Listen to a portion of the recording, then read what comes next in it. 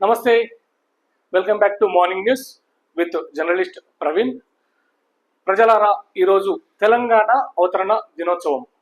అయితే తెలంగాణ మొత్తం అధికారికంగా ఈరోజు తెలంగాణ ఆవిర్భావ అవతరణ దినోత్సవాన్ని ఈరోజు అంగరంగ వైభవంగా పరేడ్ గ్రౌండ్లో ఈరోజు తెలంగాణ రాష్ట్రం జరుపుకుంటున్నది.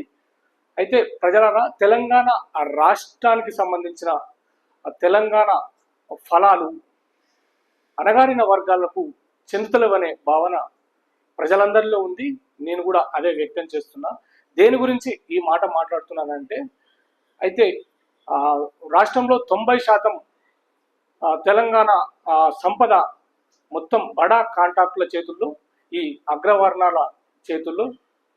ఎట్టకేలకు మనం ఆంధ్ర పరిపాలన వాళ్ళ కబంధ హస్తాల నుంచి తెలంగాణ సాధించుకున్న మన తెలంగాణలో ఇప్పుడు ఈ ఆంధ్ర కాంట్రాక్టర్ల దోపిడీ విపరీతంగా ఉన్నది. అదే కాకుండా మన తెలంగాణలో అగ్రవర్ణాల ఆధిపత్యం అయితే విపరీతంగా కొనసాగుతున్నది. అయితే ఈ అణగారిన వర్గాలకు, బీసీ, ఎస్సీ, ఎస్టీ, మైనారిటీల ప్రజలకు రాజకీయంగా లబ్ధి చేకూరతలేదు. అదేవిధంగా మనకు ఎటువంటి అణగారిన వర్గాలకు తెలంగాణ ఫలాలు అయితే అందడం లేదని ప్రజలందరి భావన, నా భావన కూడా. అయితే ఈరోజు జరుపుకుంటున్నటువంటి తెలంగాణ అవతరణ దినోత్సవానికి శుభాకాంక్షలు తెలియజేసుకుంటూ మార్నింగ్ న్యూస్లోకి వెళ్దాం.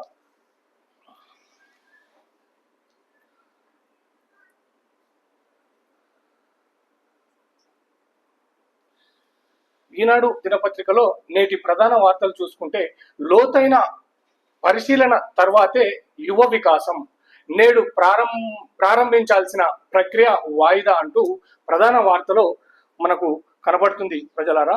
అయితే లోతైన పరిశీలన తర్వాతే యువ వికాసం అంటూ మనకు ప్రధాన వార్తలో కనబడుతున్నది. నేడు ప్రారంభించాల్సిన ప్రక్రియ వాయిదా అంట. ఎందుకోసం అంటే, మంత్రులతో భేటీలో సీఎం రేవంత్ రెడ్డి కీలక నిర్ణయం, కాళేశ్వరంపై విజిలెన్స్, ఎన్డీఎస్ఏ నివేదికపై సమీక్ష, 5న మంత్రివర్గ సమావేశం, అందులో ఉద్యోగుల సమస్యలపైన చర్చ జరిగే అవకాశం ఉందన్నట్టు చర్చ అంటూ వార్త ఉన్నది. అయితే రాజు యువ వికాసానికి ఊహించిన దానికంటే ఎక్కువ సంఖ్యలో దరఖాస్తులు అందాయని, అనర్హులకు యువ వికాసం అందకుండా చూడాలంటూ పెద్ద ఎత్తున వినతులు వచ్చాయని మంత్రులు ముఖ్యమంత్రి రేవంత్ రెడ్డి దృష్టికు తీసుకువెళ్ళినటువంటి వార్త మనకు కనబడుతుంది. అయితే ఎక్కువ మంది దరఖాస్తులు పెట్టుకున్నట్టు వాళ్లకు సమాచారం అందింది. అయితే దీన్ని ముఖ్యమంత్రి దృష్టికి తీసుకుపోయినట్టు వార్త కనబడుతుంది. ఎందుకు ఎక్కువ సంఖ్యలో నిరుద్యోగులు ఉన్నారు కాబట్టే ఈ యొక్క రాజీవ్ యువ వికాస పథకానికి మేము అర్హులం అంటూ చాలా మంది అయితే ఈ దరఖాస్తులు పెట్టుకోవడం జరిగింది. వాస్తవానికి రాష్ట్రంలో నిరుద్యోగ సమస్య ప్రధానంగా ఉన్నది ప్రజలారా. అయితే వాళ్లకు ఇది లేనప్పుడు, మనకు ఉపాధి లేనప్పుడు తప్పకుండానైతే పెట్టుకునే ఛాన్స్ ఉన్నది. చాలా మంది పెట్టుకున్నారు. రాజీవ్ యువ వికాస పథకానికి మేము కూడా అర్హులమే అంటూ చాలా మంది పెట్టుకోవడం జరిగింది. వీళ్ళందరి సమస్య తీర్చాల్సిన బాధ్యత గవర్నమెంట్ మీద ఉంది ఖచ్చితంగా. అయితే ఈ వార్త ఉన్నది. చాలా మంది ఎక్కువ దరఖాస్తులు రావడంతో దాన్ని ఇంకా కూడా సమీక్షించాలంటూ ముఖ్యమంత్రి రేవంత్ రెడ్డి దృష్టికి తీసుకెళ్లారు. పెద్ద సంఖ్యలో వచ్చిన దరఖాస్తుల పరిశీలన ప్రక్రియ కొనసాగుతున్న నేపథ్యంలో పూర్తి స్థాయి పరిశీలన తర్వాతే అర్హుల జాబితాలను ప్రకటించాలి. మరింత లోతుగా విశ్లేషించి అర్హులను గుర్తించి ఒక్క అనర్హుడికి కూడా రాజీవ్ యువ వికాసం ద్వారా లబ్ధి చేకూరవద్దు. ఈ అంశంపై కేబినెట్ లో చర్చించి నిర్ణయం తీసుకోవాలని సమావేశంలో నిర్ణయించినట్టు మనకు తెలుస్తుంది ప్రజల వార్తలో. రాష్ట్ర ప్రభుత్వం ప్రతిష్టాత్మకంగా ప్రారంభించిన రాజీవ్ యువ వికాసం పథకంలో ఎంపికైన వారికి ఈ నెల 2న మంజూరు పత్రాలు ఇవ్వాలని తొలుత ప్రభుత్వం భావించింది. ఈ మేరకు కేటగిరీ 1, 2లో ఎంపికైన వారికి మంజూరు పత్రాలను సిద్ధం చేసింది. అయితే భారీగా దరఖాస్తులు వచ్చిన నేపథ్యంలో ఈ మంజూరు పత్రాలు జారీ ప్రక్రియను తాత్కాలికంగా వాయిదా వేయాలని ఈ నెల 5న మంత్రివర్గ సమావేశం నిర్వహించి కీలక అంశాలను చర్చించాలని మంత్రులతో సీఎం రేవంత్ రెడ్డి నిర్వహించిన సమావేశంలో నిర్ణయించారు. ఇంటిగ్రేటెడ్ కమాండ్ కంట్రోల్ సెంటర్లో నిర్ణయించినట్టు వార్త తెలుస్తుంది. అయితే రాజు యువ వికాసానికి బ్రేక్ అయితే పడింది. ఈరోజు అందించాల్సిన పత్రాలు ఎటకేలకు ఈరోజు మాత్రం అందించట్లేదు, వాయిదా పడింది. దానికి మళ్ళా 5వ తారీఖు మంత్రివర్గ వాళ్ళు మీటింగ్ ఏర్పాటు చేసి దానికి సంబంధించిన అంశాలను తెలియజేసే పరిస్థితి ఉన్నది కాబట్టి ఓకే. అయితే ఎందుకు నిరుద్యోగులు ఉన్నారు కాబట్టే కదా ఈ సమస్య అనేది మనకు వస్తున్నది.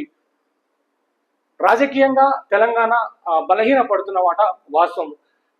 మంత్రి పదవులు చూసుకోండి, తెలంగాణలో మంత్రి పదవులు మొత్తం అగ్రవర్ణాల చేతుల్లో. మెయిన్ ఇంపార్టెంట్ మినిస్టర్ పోస్ట్ చూసుకోండి ప్రజలారా, ఎవరి హస్తాలలో ఉన్నాయి ఈరోజు మినిస్టర్ పదవులు కావచ్చు, కీలక సంబంధించినటువంటి సంస్థలు కావచ్చు, ఎవరి చేతిలో ఉన్నాయి ఈరోజు? అగ్రవర్ణాల చేతిలో మగ్గుతున్నాయి. కాబట్టి అయితే తెలంగాణలో నిరుద్యోగం చాలా వరకు ఎక్కువగా తెలంగాణలో నిరుద్యోగం అయితే కొనసాగుతున్నది.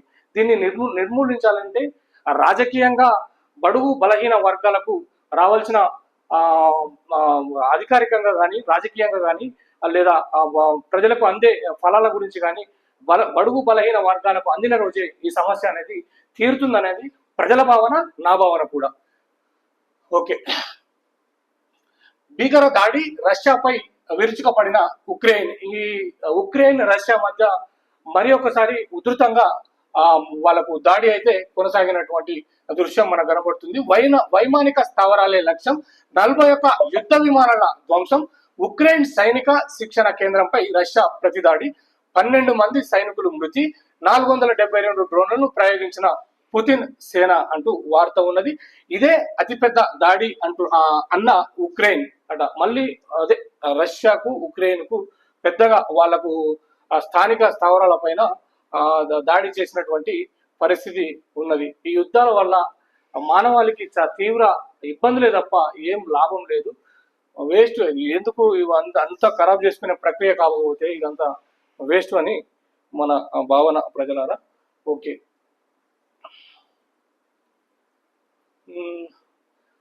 నెక్స్ట్, నేడు తెలంగాణ ఆవిర్భావ వేడుకలు పరేడ్ గ్రౌండ్ లో జాతీయ పతాకాన్ని ఆవిష్కరించనున్న సీఎం రేవంత్ రెడ్డి అంటూ ప్రధాన వార్తలో ఉన్నది.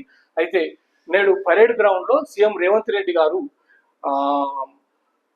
పరేడ్ గ్రౌండ్ లో జాతీయ పతాకాన్ని ఆవిష్కరించనున్న సీఎం రేవంత్ రెడ్డి ఎటకెలకు అధికారికంగానైతే కాంగ్రెస్ ఇచ్చినటువంటి వాగ్దానం తోటి వాళ్ళకు అధికారికంగా జాతీయ పతాకాన్ని ఆవిష్కరించనున్న సీఎం రేవంత్ రెడ్డి అంటూ ప్రధాన వార్తలో ఉన్నది ప్రజలారా.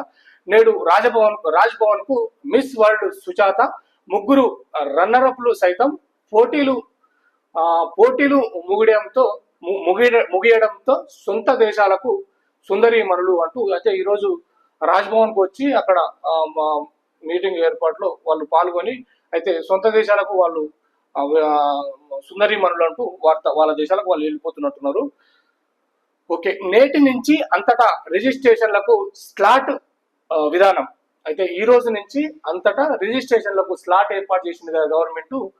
ఈరోజు అది స్లాట్ విధానం అనేది కొనసాగే ప్రక్రియ ఈ రోజు నుంచే అంటూ మనకు వార్త కనబడుతుంది. సేవలకు వాట్సాప్ చాట్ బాట్ అంటూ మీద వార్త ఉన్నది ప్రధానంలో. రెండేసి రిజిస్ట్రేషన్లు జరగకుండా త్వరలో మాడ్యూల్ అట. అయితే రెండేసి డబుల్ రిజిస్ట్రేషన్ ఉంటాయి కదా ప్రజలారా, అవి జరగకుండా త్వరలో మాడ్యూల్ అంటే దాన్ని మాడిఫై చేస్తున్నట్టు ఉన్నటువంటి వార్త ఉన్నది. రెవెన్యూ శాఖ మంత్రి పొంగులేటి శ్రీనివాసరెడ్డి గారు ఇచ్చినటువంటి వార్త. అదే నేటి నుంచి అంతటా రిజిస్ట్రేషన్లకు స్లాట్ ఓపెన్ విధానం కావచ్చు, ఈ రోజు నుంచే స్లాట్ అవుతున్నది అన్నట్టు వార్త ఉన్నది. ఓకే. ఇంకా రష్యా అయిపోయింది. ఏటా కొత్తగా 15,000 వైద్య సీట్లు, అవసరాలకు అనుగుణంగా కొత్త కోర్సులు అంటూ ప్రధానంగా వార్త ఉన్నది. అధ్యాపకులకు ముఖ గుర్తింపు, హాజరు విధానం అమలు. ఈనాడుతో NMC chairman doctor BN Gangadhar అంటూ వార్త ఉన్నది. ఓకే. ఈ వారంలోనే హైదరాబాద్కు ప్రభాకర్ రావు అమెరికాలోని భారత ఎంబసీలో నేడు దరఖాస్తు అంటూ ప్రధాన వార్త ఉన్నది. ఇక్కడ నుంచి అదే వెళ్ళిపోయింది కదా ఒక ఐపీఎస్ ఆఫీసరు ఒక దొంగలాగా పారిపోవడం మన రాష్ట్రానికే చాలా చాలా ఏమంటారు తలంపునిచ్చే వార్త ఇది. ఒక ఐపీఎస్ ఆఫీసరు జనాలకు ఒక న్యాయం చేకూర్చే ఆఫీసరు ఒక దొంగలాగా పారిపోయి ఈరోజు నిలబడినటువంటి పరిస్థితి ఉన్నది. అయితే అదే ఫోన్ అక్రమ ట్యాపింగ్ కేసు ప్రధాన నిందితుడు ప్రభాకర్ రావు ఎట్టకేలకు అమెరికా నుంచి భారత్కు తిరిగి రానున్నట్లు సమాచారం. తాను హైదరాబాద్కు వెళ్లేందుకు emergency travel document emergency certificate EC జారీ చేయాలని ప్రభాకర్ రావు అమెరికాలోని భారత ఎంబసీలో సోమవారం దరఖాస్తు సమర్పించినట్లు తెలిసింది.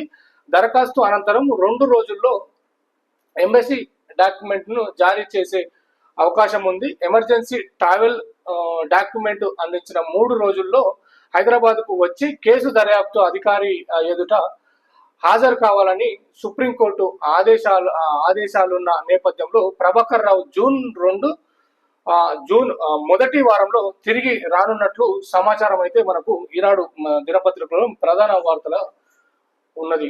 ప్రజలారా, కాంగ్రెస్ పాలనలో రాష్ట్రం అధోగతి, కేంద్ర మంత్రి కిషన్ రెడ్డి విమర్శ వార్త. అయితే కాంగ్రెస్ పాలనలో రాష్ట్రం అధోగతి, కేంద్ర మంత్రి కిషన్ రెడ్డి గారు మాట్లాడినటువంటి వార్త ఇక్కడ మనకు ప్రధాన పేజీలో ఈనాడులో కనబడుతున్నది. ప్రజలారా, అది మీకే తెలుసు, కాంగ్రెస్ బీజేపీ టీఆర్ఎస్ వాళ్ళకే తెలుసు ఎక్కడ ఏ అధోగతి పాలవుతుందో. అటు చూసుకుంటే ఆ కేసీఆర్ కుటుంబంలో కవిత, కేటీఆర్, హరీష్ రావు వీళ్ళ అదొక లొల్లి అయితే, బీజేపీలో మీది ఒక లొల్లి. ఏది మీకు సంబంధించినటువంటి బండి సంజయ్ కావచ్చు, లేకపోతే మీది కావచ్చు, అక్కడ రాజాసింగ్ అయితే ఒక పక్క ఆయన ఒక దిక్కు మొదలుపెట్టిండు. తెలంగాణ రాష్ట్రంలో మీరు అది బీజేపీలో మీరు ఒక పక్క లొల్లి, కేసీఆర్ ఫ్యామిలీలో వాళ్ళది ఒక లొల్లి. ఇక్కడ కాంగ్రెస్ లో చూసుకుంటే ఈ వీళ్ళ పంచాది, అగ్రవర్ణాల పంచాది వీళ్ళది ఒక లొల్లి. అధోగతి పాలవుతుందని మీరు చెప్పారు కదా, మన దాంట్లో కూడా చూసుకోవాలి కిషన్ రెడ్డి గారు. మనం చెప్పే సూచన మీకు చెప్పేంత పెద్దది కాదు, కానీ మన జర్నలిజం తరఫున మనం చెప్పేటువంటి సూచన. అయితే కాంగ్రెస్ పాలనలో రాష్ట్ర అధోగతి అంటూ వార్త ఉన్నది. మావోయిస్టుల మరో కంచుకోటపై గురి. అయితే మావోయిస్టుల ఇంకొక కంచుకోట ఎక్కడ ఉన్నదట, దానిపై గురిపెట్టినట్టు వార్త ఉన్నది. నేషనల్ పార్కు అభయారణ్య లక్ష్యంగా బలగాల అడుగులు.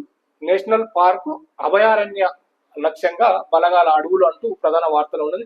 అగ్రనేతలు అక్కడే ఉన్నారని అంచనా. అయితే మావోయిస్ట్ పార్టీకి సంబంధించినటువంటి అగ్రవర్ణాలు అక్కడనే ఉన్నటువంటి సమాచారం వాళ్ళకి అందిందట. అటువైపు అడుగులు వేస్తున్నట్టు మన ఇక్కడ పోలీసులు కావచ్చు, ఇక్కడ దానికి సంబంధించినటువంటి వాళ్ళు అడుగులు వేస్తున్నటువంటి పరిస్థితి అయితే కనబడుతున్నది. ఓకే ప్రజలారా,